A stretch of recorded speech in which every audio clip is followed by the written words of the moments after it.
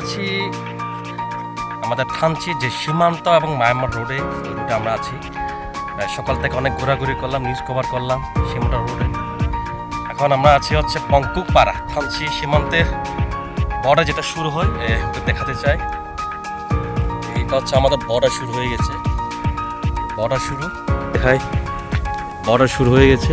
এই যে বর্ডার সীমান্ত সড়ক, ছবি পোস্ট মারা, ঠিক আছে।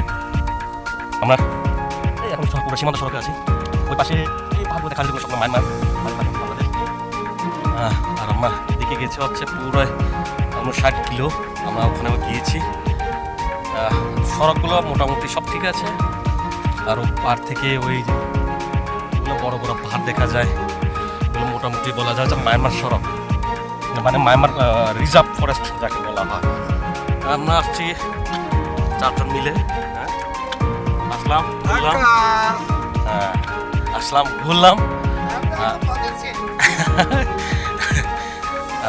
পিছনকে দেখা যাচ্ছে যে এইটা হচ্ছে এই শুরু, এই যে সীমান্ত সড়ক দোকানে ছাড়া বঙ্কুপাড়া।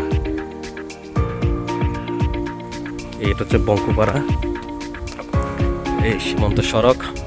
মোটামুটি যাকে বলা হয় বাইক দিয়ে আসছি, মানে সড়ক দিয়ে খুবই মজা, আনন্দ ফিল। এবং আমরা তো এমনি ঘুরতে আসি না, নিউজে কাজে এসেছি, নিউজটাও সফল হয়েছে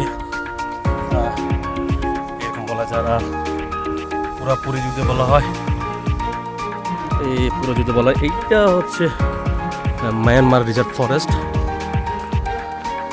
ওই যে ওই কালো পাহাড় যেটা দেখা যায়, এইটা হচ্ছে মায়ানমার রিজার্ভ ফরেস্ট।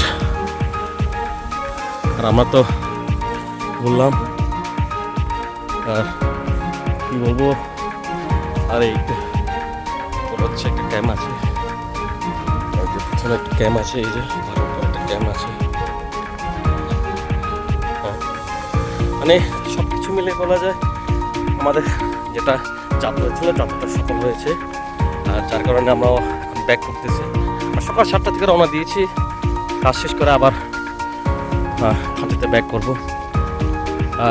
তো আমরা চাই সীমান্ত সড়ক যেহেতু হয়ে গেছে, আমরা চাই এখানকার যে পরিবেশ, যেরকম পাহাড় আছে, যেরকম প্রাকৃতিক আছে, এগুলো অক্ষত রেখে সড়কগুলো নির্মাণ করা হোক, এটা একটা দাবি জানাই। প্রাকৃতিক যেটা উচিত যে গাছগুলো রয়েছে, সেই গাছগুলো কর্তন না করে ওভাবেই রেখে যদি সড়কগুলো নির্মাণ করা যায়, তাহলে আশা করি সীমান্ত সড়ক আরও সৌন্দর্য হবে এবং বাংলাদেশ সীমান্ত ফুটে উঠবে।